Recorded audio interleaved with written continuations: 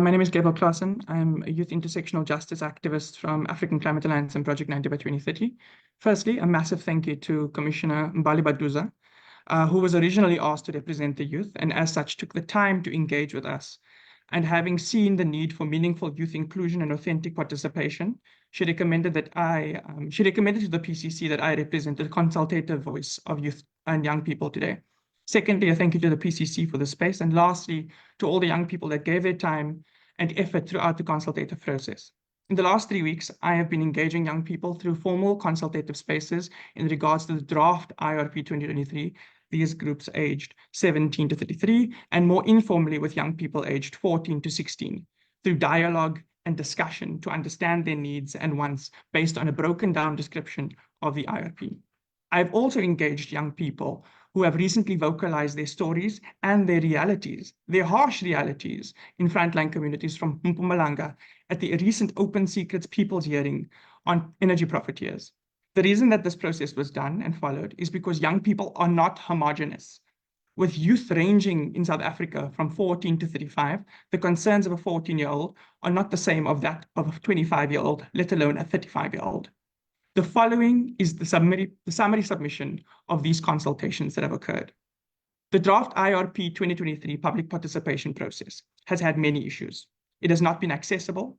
It has not authentically engaged young people in meaningful and fully informed ways, as is our right.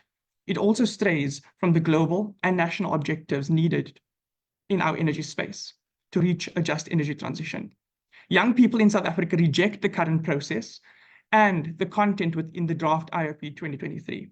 We view the process as one that does not follow the recommendations of this year body, the PCC, the Presidential Climate Commission on Energy Pathways, nor the objectives laid out in the Just Energy Transition Framework, not to mention the lack of meaningful and fully informed consultation, I reiterate.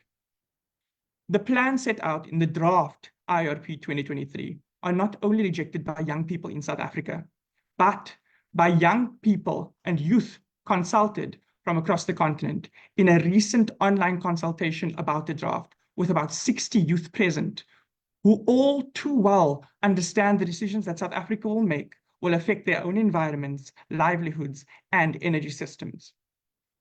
The draft IRP 2023 does not have ambitious steps or action points to meaningfully achieve the objectives set out within the plan.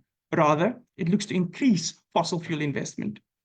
We do not understand or see the need to further investment in gas and oil, as noted in the draft IRP 2023, with baseload gas increasing from 3,000 megawatts in the IRP 2019 to 7,000 megawatts within the current draft. It has been stated by experts and even by those who see the need for gas peaking that beyond what we have existing, we do not need more gas production and exploration. The slowdown of decommissioning of existing coal-fired power plants without the regard for environment and livelihoods of communities is something to be concerned about, as well as the slowdown rollout and the lessened rollout of renewable energy that was forecasted in the IRP 2019. We as youth are not anti-development in our call for a just energy transition from fossil fuels.